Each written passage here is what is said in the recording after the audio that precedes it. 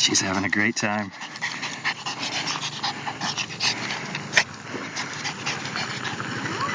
Yeah. She helped us get here. Looks like she works here. We got lost along the way.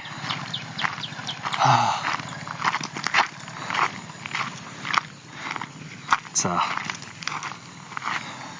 very pretty location.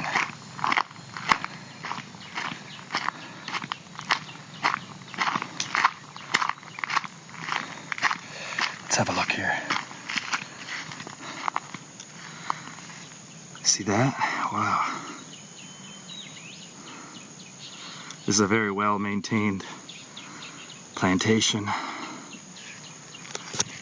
We've got some of them that are almost wild, like they were planted at one time and maintained, but they've been abandoned. So now purely organic wild teas now with all kinds of plants growing between them.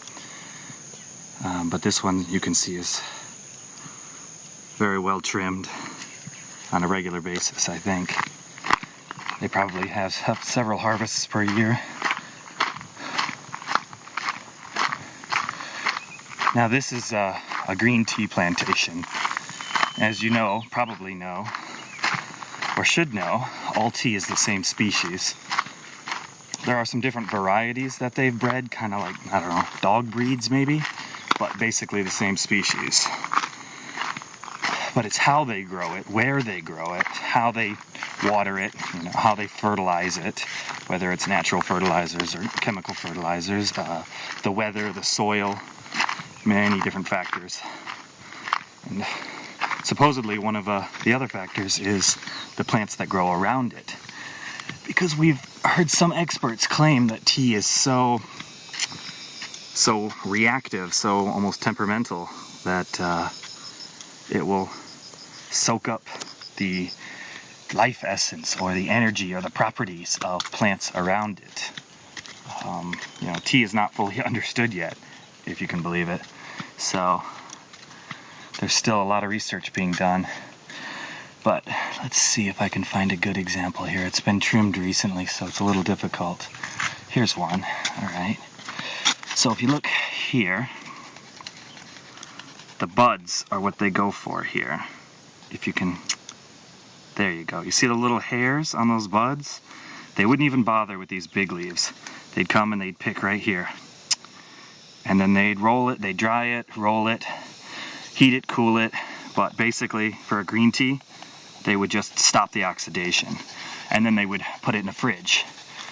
There's a spider web, they're all over the place. But you see, they'd pick those little yellow, fresh guys, keep them as a green color, and heat them to stop the oxidation process.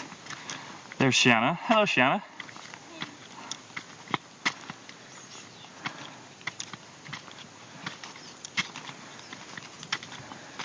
So if you can see, I've got some sunshine on me here, so it's hard for me to see what I'm actually showing you. Their sign fell down. You're having the time of your life, aren't you? We climbed one of the karst mountains the other day. That took a few hours. That was not fun because it's in the 90s. Oh, there we go. There's a ginkgo biloba. So, if it's true that tea can somehow soak up the properties of plants around it, or the energies, or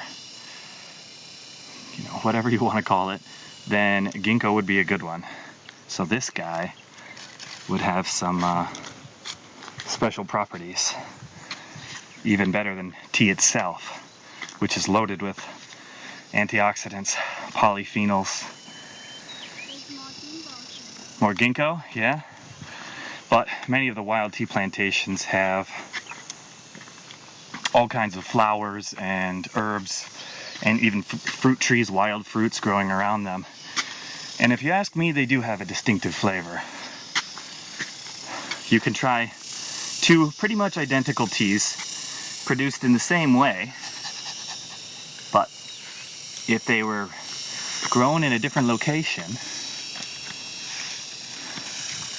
with different, with different plants around it. Oh, they're all over there. Yeah, there's... Oh, cool. Maybe they did that on purpose. So the tea will have a ginkgo flavor. Ginkgo flavor or ginkgo energy or ginkgo health benefits. Yeah. Who knows? But like I said, research is ongoing, so... Now here's the peak.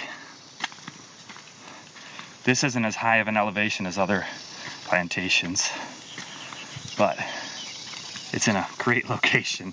You rent a scooter, you drive through town, go see the karst mountains, and then come out to the plantation, or start here like we did. It's amazing. I love tea plantations. I don't know why. Just something about them. The cool thing about this area, maybe you can see those mountains in the background there, is that you've got all of that, plus there's fruit all over these mountains. Fruit plantations everywhere. All kinds of citrus fruit trees and other things. Yeah. The rows, you see when they come together and they come into a circle like that? Not a whole lot of crops are grown that way. So tea plantations have the unique look to them. So there you have it. That's us just playing around in the tea plantations. This is pretty much what we've been doing, except this was an easy climb because we got to take the scooter the whole way. Though it is kind of a treacherous road. Maybe I'll take another video and show you the ride down. That sounds like a good idea. And these are loaded with fruits. They've got tea fruits, I guess tea seeds. I'm not sure what you'd call them. We've seen some flowers on some of the bushes too. But of course, just like any plant, they need to flower and have seeds. They've got all kinds of different shapes. Tea fruits. You see they're all over here. There's not a standard shape to them. Yeah. So, there you have it.